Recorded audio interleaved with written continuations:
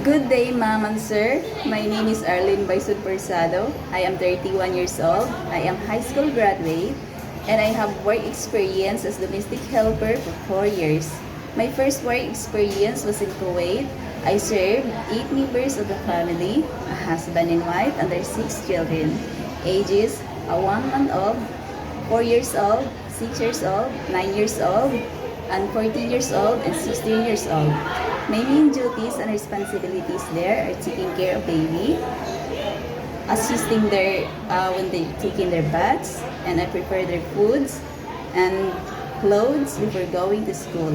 I also help their homeworks and cleaning the house, washing cars, ironing, and taking care of their pets. They have 2 cats named Lolo and Jory. My second work experience was in Saudi. I served 2 members of the family, a couple only.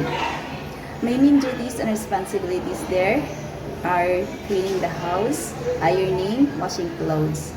And I also help my co-workers in the kitchen to prepare the foods, like cutting vegetables, cutting ingredients, and preparing the ingredients for food. And I am also the one who make coffee and serve coffee to my employer. Mom and sir, you can hire me as your helper. I promise that I will follow your rules and instruction. I will respect you and I will do my best to serve you. And I am kind, hardworking, and responsible person. Mom and sir, thank you and have a good day.